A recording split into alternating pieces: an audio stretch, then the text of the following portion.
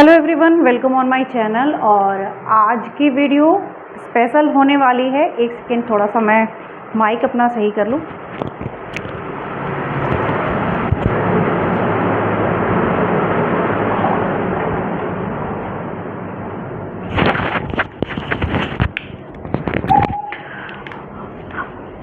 Hello everyone, welcome on my channel. और आज की जो वीडियो है वो स्पेशल है क्योंकि जैसा कि आप जानते हैं कि केवीएस पीआरटी की तैयारी करना सभी स्टूडेंट जो भी एग्ज़ाम देना चाहते हैं वो तैयारी करना स्टार्ट कर दिए हैं। और अभी से नहीं बल्कि 2-3 महीने पहले से ही उन लोगों ने स्टार्ट कर दिया है।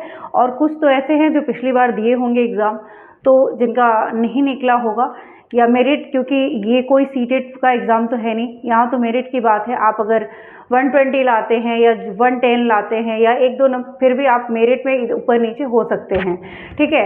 और पिछले बार जो बीएड वाले कैंडिडेट थे जो कि पीआरटी का एग्ज़ाम दिए थे, उनका भी आप जानते हैं कि उनको पीआरटी में सिलेक्शन तो मिला नहीं सुप्रीम कोर्ट के ऑर्डर की वजह से। तो यहाँ पे वो लोग भी जो है कुछ टॉपिक्स को तो वो जानते हैं कि पेपर कैसे होगा, वो उस समय से अब अपने टीजीटी की प्रिपरेशन में लग गए होंगे। तो यहाँ पे जो पीआरटी वाले हैं चाहे टीजीटी वाले हैं, उनका एक जो शिक्षण वाला टॉपिक है वहाँ से इससे पहले जो वीडियो मैंने अपलोड की थी उस पर मैंने आप लोगों का केवीएस पीआरटी का सिलेबस दिया था, ठीक है। आप लोगों को केवीएस पीआरटी का सिलेबस मिल गया होगा। कंप्लीट सिलेबस कितने नंबर का क्या आता है वो मैंने आप लोगों के साथ शेयर किया था, जिसमें से मैंने बताया था कि जो आपकी केवीएस की पेडागोजी आती है वो ओवरऑल कितने नंबर की आती है, 60 मार्क्स की आती है। तो मतलब 60 नंबर का सिर्फ ये एक पोर्शन है। ऐसे आपको पढ़ना सब कुछ है, कंप्यूटर भी पढ़ना है, रीजनिंग भी पढ़नी है, हिंदी भी पढ़नी है, इंग्लिश भी पढ़नी है, अपना सब्जेक्ट भी पढ़ना है, सब्जेक्ट कंसर्न में जो भी सारे सब्जेक्ट है वो सारी चीज़ पढ़नी है। लेकिन उसके साथ सब अपना 20-30 ऐसे नंबर के हैं।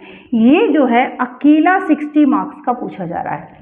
आज मैं आप लोगों के साथ इसका जो सिलेबस है, इसकी जो यूनिट्स है और उसमें कौन सी यूनिट सबसे इम्पॉर्टेंट है, कहाँ से आपको पढ़ना है, वो सारी चीज़ों को मैं इस वीडियो में डिस्कस करने वाली हूँ।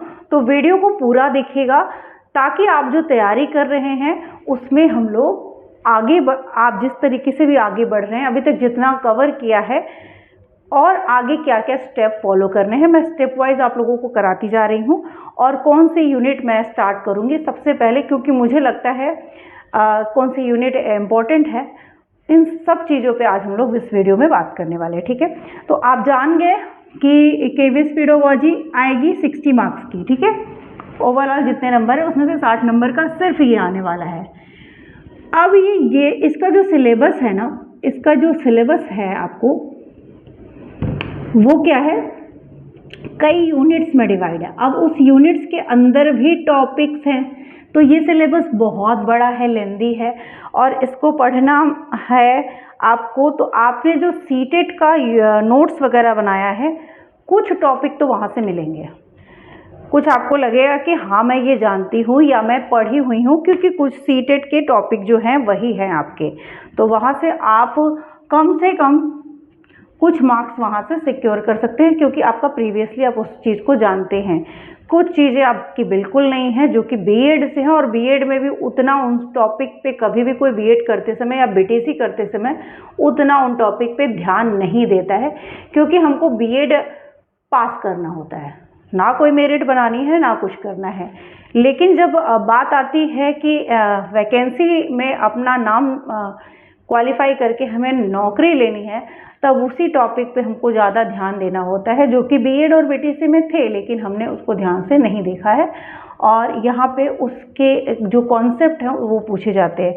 तो डिस्कस करते हैं जो जो टॉपिक हैं आपके। सबसे पहले ये जो यूनिट है अंडरस्टैंडिंग द लर्नर, ये अंडरस्टैंडिंग द लर्नर ये पहला यूनिट है, ठीक है। यूनिट्स मैं बता रही हूँ, इसके अंदर का सिलेबस अगर मैं लिखना शुरू करूँ तो बहुत ज़्यादा हो जाएगा, लेकिन ओरली मैं आपको बताऊंगी।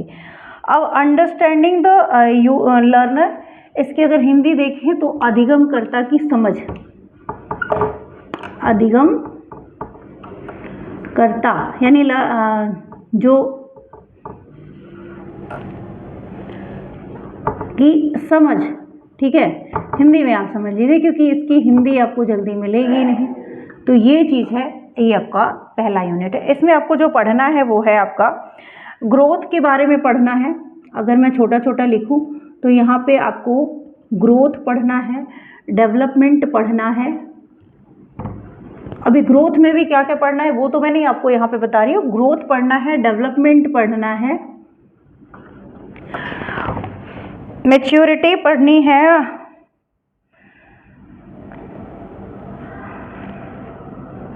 डेवलपमेंट के डिबेट्स भी पढ़ने हैं।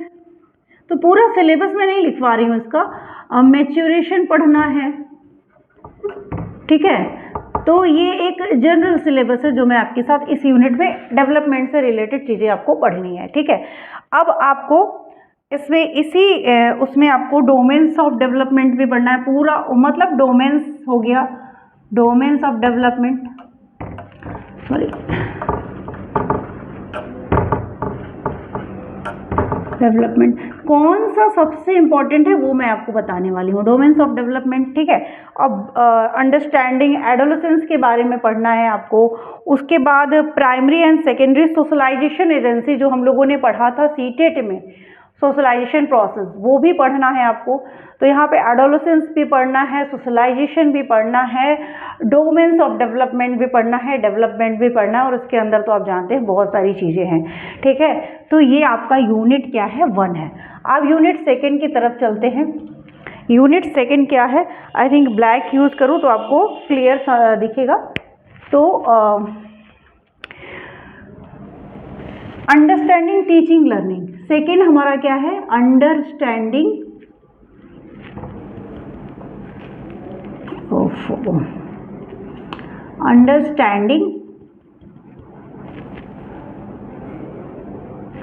टीचिंग लर्निंग, ठीक है। बोर्ड थोड़ा छोटा पड़ जा रहा है इसलिए मैं इसको छोटा छोटा लिखने की कोशिश कर रही हूँ, उसी वजह से ये सब हो रहा है। टीचिंग लर्निंग, नहीं तो 5 यूनिट भी नहीं आएगी इसमें।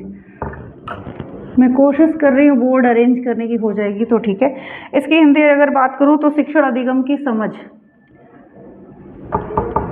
शिक्षण अधिगम की समझ,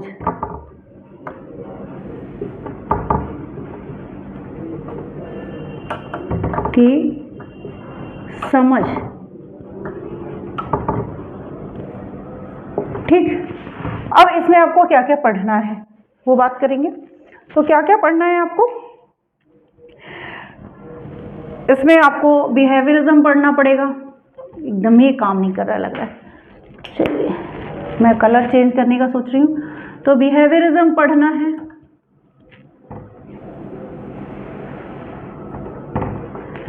उसके बाद आपको कॉग्निटिविज्म पढ़ना है,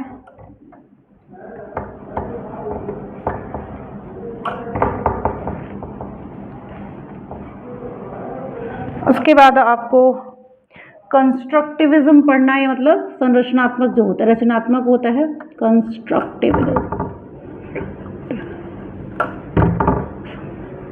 ठीक है। तो ये सारी आपको पढ़नी है, इसके बारे में सब कुछ पढ़ना। अब इसको पढ़ने की अगर बात की जाए तो यहाँ पे आपके इसके सारे चीज़ें पढ़नी पड़ेंगी। आपका इसमें जितने व्यवहारवाद में या संज्ञानवाद में या रचनावाद में जितने भी थियरीज हैं वो सारी कुछ पढ़नी है आपको। ये सिर्फ एक नाम है, ठीक है। इसमें आपको सब कुछ पढ़ना है। पॉलो की थियरी है, थर्नाडेक की थियरी है, जितनी भी थियरीज है वो सब पढ़नी है, पियाजे हैं, ये सब कुछ पढ़ना है आपको। तो आपका सीटेट वाला थोड़ा सा पोर्शन यहाँ पे आपको देखने को मिलेगा, ठीक है। उसके बाद इसमें आपको role of teachers, role of learners, the role of teachers, role of teacher, role of learner, इसी में बता दे रही हूँ, role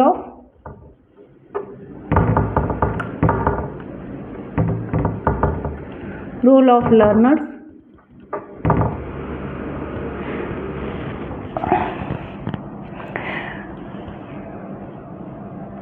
nature of teacher learner relationship, मैं बहुत ज़्यादा इसका लिखूंगी नहीं।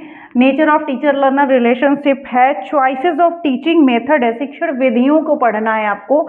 उसके बाद आपको क्लासरूम एनवायरनमेंट, कक्षा का कैसा वातावरण होना चाहिए उसके बारे में पढ़ना है। शिक्षण विधि आप लोगों ने बीएड में पढ़ी होगी।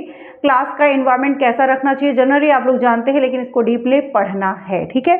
उसके बाद डिसिप्लिन के बारे में है, पावर के बारे में है, ये सारी चीज़ें इस यूनिट में आपको देखने को मिलेंगी। थर्ड यूनिट की बात करते हैं, और सॉरी इसी में अभी आपको फैक्टर्स अफेक्टिंग लर्नर को affecting learning and their implication for, factors affecting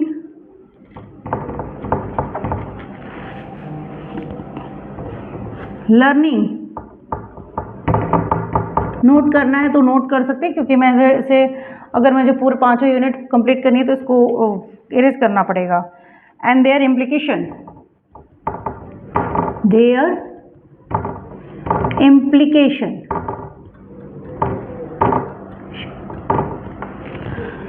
देखिए सेकेंड यूनिट ये हो गया। उसके बाद भी है आपका प्लानिंग एंड ऑर्गेनाइजेशन, ठीक है, प्लानिंग एंड ऑर्गेनाइजेशन। हिंदी में आप लोगों को चाहिए होगा तो फिर से कमेंट करके बताइएगा, हिंदी में भी कर दूंगी। अभी आप लोगों को मैं इंग्लिश में ही बता दे रही हूँ। और उसके बाद है enhancing teaching learning process, enhancing teaching learning process, learning process, इसमें भी आपको बहुत कुछ पढ़ना है। ये जो छोटे छोटे दिख रहे हैं इसके अंदर भी बहुत सारी चीज़ें हैं जो मैं आपको यहाँ पे नहीं दिखा रही हूँ, क्योंकि उतना स्पेस नहीं है और टाइम भी बहुत ज़्यादा लग जाएगा पूरा अगर मैं लिखने लगूँ तो, ठीक है। उसके बाद जो थर्ड यूनिट है, मैं ये यूनिट बता देती हूँ आप लोगों को, और मेन उसमें पढ़ना क्या है। तो क्रिएटिंग कंडक्टिंग लर्निंग एनवायरनमेंट, ये है क्रिएटिंग कंडक्टिंग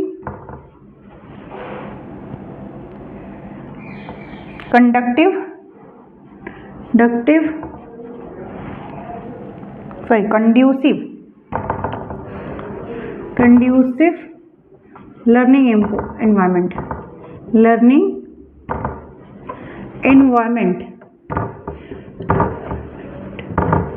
हम लोग क्या स्टार्ट करने वाले हैं, कौन सी यूनिट, इसकी हिंदी में बताती हूँ अभी आप लोगों को। उसके बाद फोर्थ यूनिट नोट डाउन कर लीजिएगा, जिसमें पर्सपेक्टिव इन एजुकेशन पढ़ना है। पर्सपेक्टिव इन एजुकेशन, बहुत लोगों ने कहा था कि डिटेल सिलेबस आप शेयर करिए, तो डिटेल तो नहीं, लेकिन फिर भी डिटेल है। जब आपको मैं पढ़ाऊंगी एक एक टॉपिक करके तो वो खुद ही ऑलरेडी आप लोगों को मिल जाएगा। और पर्सपेक्टिव इन एजुकेशन हो गया, एक छूट गया क्या ऐसे,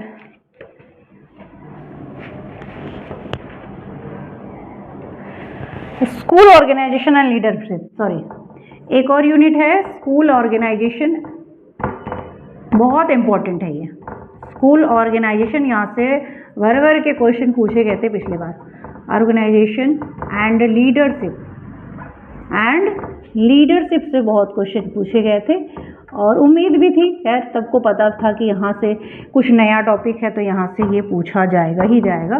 तो ये चीज़ें थी। अगर मैं बात करूँ क्रिएटिंग कंड्यूसिव लर्निंग एनवायरनमेंट, तो यहाँ पे अधिगम वातावरण का निर्माण, हिंदी कहेंगे तो अधिगम वातावरण का निर्माण, वातावरण का निर्माण के बारे में पढ़ना है। और इसके अंदर बहुत सारी थियरीज है भाई, बहुत सारा कुछ है जो आपको पढ़ना है, ठीक है। उसके बाद है स्कूल संगठन और नेतृत्व, ये आ जाता है आपको स्कूल संगठन, लास्ट वाला जो है संगठन और नेतृत्व। मैं आप लोगों को हिंदी भी कराऊंगी और सब साइंस तो मैं आपको कराऊंगी ही। सारा साइंस की मैं एनसीईआरटी स्टार्ट कर रही हूँ बुक से ही, क्योंकि यहाँ पे पॉसिबल नहीं है। बुक से आप लोगों को पढ़ा रही हूँ, वो आप लोग डेली क्लास देखेंगे थोड़ा थोड़ा भी तो आप लोगों का तैयार हो जाएगा, उसको आप लोग वहीं से देखिए, ठीक है। एक्सप्लेनेशन के थ्रू दे रही हूँ, न्यू एनसीईआरटी आई है वहाँ से दे रही हूँ। उसके बाद शिक्षा में परिप्रेक्ष्य, ये है आपका पर्सपेक्टिव इन एजुकेशन, शिक्षा में परिप्रेक्ष्य। अभी हम लोग क्या स्टार्ट करने वाले हैं वो मैं आपको बताती हूँ। परिप्रेक्ष्य, देखिए जब तक आपका नोटिफिकेशन नहीं आता है उससे पहले हम लोग सेकेंड यूनिट जो है अंडरस्टैंडिंग टीचिंग लर्निंग, बहुत बड़ा है ये, जितना मैंने लिखवाया है सिर्फ इतना नहीं है, ये बहुत बड़ा है, ये सबसे बड़ी यूनिट मुझे लग रही है, ठीक है। तो हम लोग यहीं से स्टार्ट करेंगे और बड़ी यूनिट है, इसको कर लेने से आपका बहुत ज़्यादा एक बर्डन खत्म हो जाएगा। ये भी थोड़ा बहुत आप लोग जानते हैं, ये भी यूनिट इसके बाद हम लोग स्टार्ट करेंगे। ये चीज़ें जब आपका नोटिफिकेशन आ जाएगा ना, ताज़ा ताज़ा पढ़ेंगे, क्योंकि इसके बारे में थोड़ा बहुत जानते हैं और जो नहीं जानते हैं वो चीज़ें, कुछ एक्स्ट्रा चीज़ें जो हैं इसमें जो आपको केवीएस के लिए पढ़नी है वो हम लोग बात करेंगे। इन सब चीज़ों को, नया टॉपिक है, जैसे ही नोटिफिकेशन आएगा इसके छोटे छोटे नोट्स मैं आप लोगों को शेयर करने लगूंगी। तो वीडियो कैसी लगी ज़रूर बताइएगा, तैयारी करती रहिएगा अपनी केवीएस की वैकेंसी को, जितना ज़्यादा तैयारी कर सकते हैं करिए, क्योंकि सभी लाइन में खड़े हैं तो सबका कुछ ना कुछ अपना, हर कोई चाह रहा है कि हम ज़्यादा करें हम ज़्यादा करें, तो सबको लेना है अपना एक, और जितनी भी सीट निकलेगी उससे हज़ारों गुना कैंडिडेट हैं, ठीक है। तो कुछ का नहीं होगा ऑब्वियसली बात है, लेकिन जिनका होगा उन्होंने कितनी मेहनत की होगी। तो आप उन लोगों में से शामिल होना चाहते हैं अगर, तो आप अपनी तैयारी को बहुत मजबूत करिए। मिलते हैं नेक्स्ट वीडियो में, जहाँ पे हम लोग कोई इन्फॉर्मेशन आएगी तो वो तो मैं आपके साथ शेयर करती हूँ।